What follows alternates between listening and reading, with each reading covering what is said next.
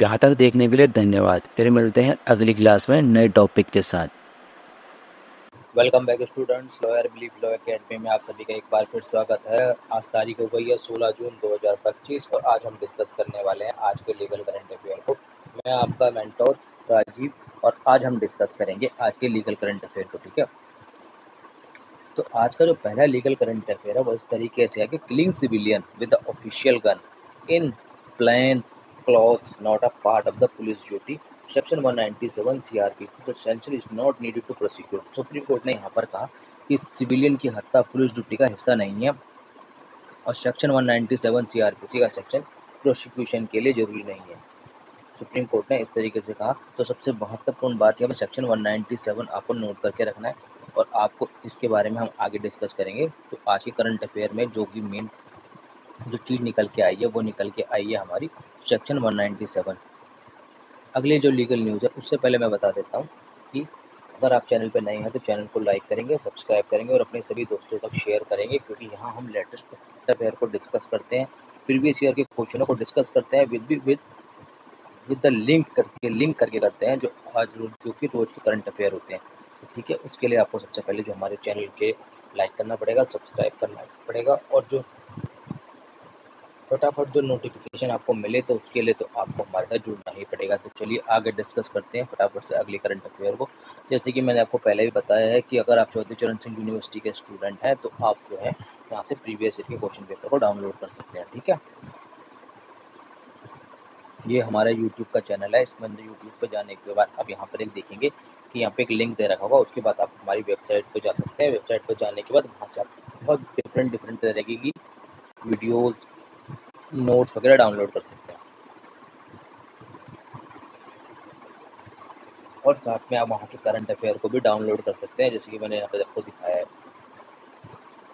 तो चलिए अगली जो लीगल न्यूज़ है वो इस तरीके से है कि legal higher impelled after order number 12, rule number 4, inquiry cannot be deleted later invoking the order number 1, rule number 10, CRCPC supreme court ने यहाँ पे कहा कि ऑर्डर 22, रूल नंबर 4 जांच के बाद इम्पेल्ड किया गया लीगल हेयर बाद में ऑर्डर 1 और रूल नंबर 10 सीपीसी के तहत डिलीट नहीं किया जा सकता। तो आपको यहाँ पर जो मेन पॉइंट है डिस्कस करने वाली बात है कि आपको पता होना चाहिए कि order 22, order number 22, order number 1, rule number 4 और रूल नंबर 10 क्या कहता है। तो इसके लिए हम डिस्कस करेंगे आगे। अगर आपको इसके बारे में डिटेल से वीडियो चाहिए तो आपको मुझे कमेंट करके बताना पड़ेगा कि आपको इसके बारे में डिटेल से वीडियो चाहिए।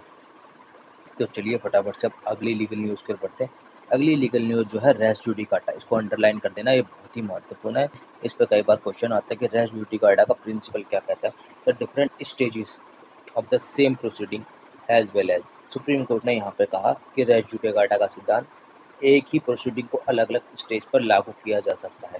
सुप्रीम कोर्ट ने यहाँ पर इसको कहा। तो यहाँ पे इंपॉर्टेंट पॉइंट अपने नोट करने वाला ये है कि रेस जुडिकाटा का सिद्धांत क्या कहता है। ठीक है, तो चलिए जैसे कि आप सभी को पता है कि law believe law academy different तरीके की कोर्सेज लेके आता है, अलग अलग यूनिवर्सिटीज़ के लेके आता है। जो जॉब करने वाले स्टूडेंट्स हैं, जो जॉब करते हैं और अपनी लीगल स्टडी नहीं कर पाते, उन सभी के लिए जो है हमने अर्ली मॉर्निंग का बैच निकाला है, नाइट का बैच निकाला है, तो वो उसको ज्वाइन कर सकते हैं और अपने जो एग्ज़ाम प्रिपरेशन या फिर किसी भी तरीके की जो कॉलेजेस कर रहे हैं उसको ईजिली कर सकते हैं। ठीक है, जैसे कि आप सभी को पता है कि वेबसाइट पर जाने के बाद यहाँ से आप प्रीवियस ईयर के क्वेश्चन पेपर डाउनलोड कर सकते हैं। ये सिर्फ चौधरी चरण सिंह यूनिवर्सिटीज़ के लिए। अगर आपको और भी क्वेश्चन पेपर वगैरह चाहिए तो आप उसके लिए हमारे से संपर्क कर सकते हैं। ठीक है, अगली जो लीगल न्यूज़ है उसके बारे में पढ़ेंगे कि the murder founding not a proof of guilt but the relevant conduct under section 8 से एविडेंट एक्ट। सुप्रीम कोर्ट ने यहाँ पर कहा कि फरार होना मात्र प्रमाण नहीं है, लेकिन सेक्शन 8 जो एविडेंस एक्ट कहता है वो इस बात को कहता है। तो सुप्रीम कोर्ट ने यहाँ पे जो महत्वपूर्ण इंपॉर्टेंट जो बात है वो यहाँ पे ये है कि सेक्शन 8 एविडेंस एक्ट। ठीक है, यहाँ पे नोट करने वाली बात को यहाँ पर है, फिर नोट करके रखना। ठीक है, चलिए आगे बढ़ते हैं अगली लीगल न्यूज़ पर।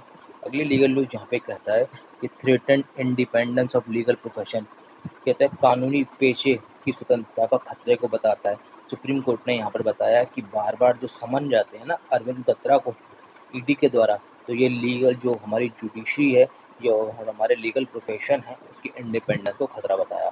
यहाँ पर जो है किसने बताया ये खतरा? तो ये खतरा बताया है सुप्रीम कोर्ट की बार बेंच ने। तो चलिए अगली लीगल न्यूज़ की ओर बढ़ते हैं। उससे पहले मैं आप सभी को बता देना चाहता हूँ कि अगर आप लॉ के स्टूडेंट हैं और हमारी वेबसाइट से जुड़ना चाहते हैं और हम डेली के करंट अफेयर से अपडेट रहना चाहते हैं, तो उसके लिए सबसे पहले आपको हमारे चैनल को लाइक करना पड़ेगा, ताकि मैं आपको आपके जो करंट अफेयर्स हैं और लीगल न्यूज़ है वो आप तभी तक फटाफट पहुँचाऊँ। तो उसके लिए आपको मेरे को सपोर्ट करना पड़ेगा। जल्द से जल्द 500 के सब्सक्राइबर मुझे चाहिए, ताकि मैं आप सभी के पास आके लॉ को जो है लाइव पढ़ा सकूँ, ठीक है। तो उसके लिए मुझे चाहिए कि आपको क्या करना है, लॉयर बिलीव लॉ एकेडमी के पेज को गूगल पे सर्च करना है। उसके बाद यहाँ पे यूट्यूब का चैनल आएगा, उस चैनल पे आपको क्लिक करना है। क्लिक करने के बाद जब अगले पेज पर आप ट्रांसपोर्ट हो जाओगे,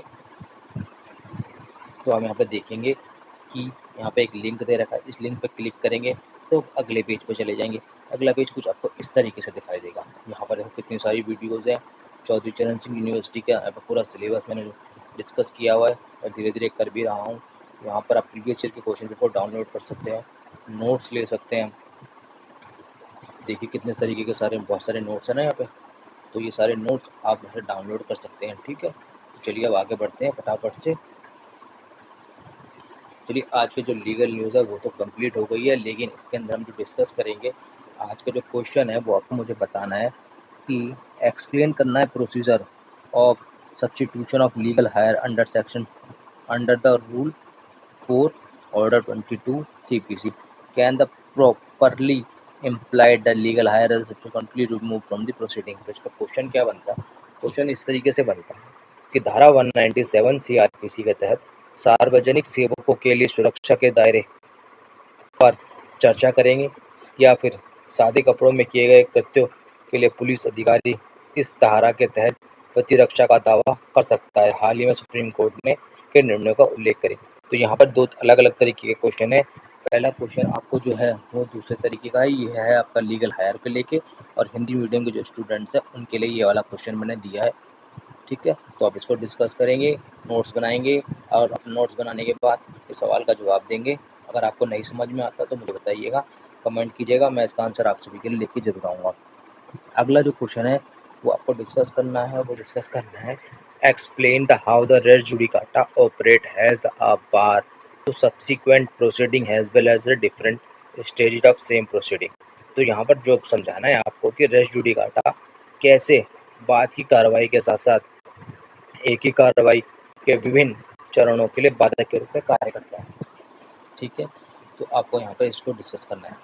और अगला क्वेश्चन आप सभी के लिए वो इस तरीके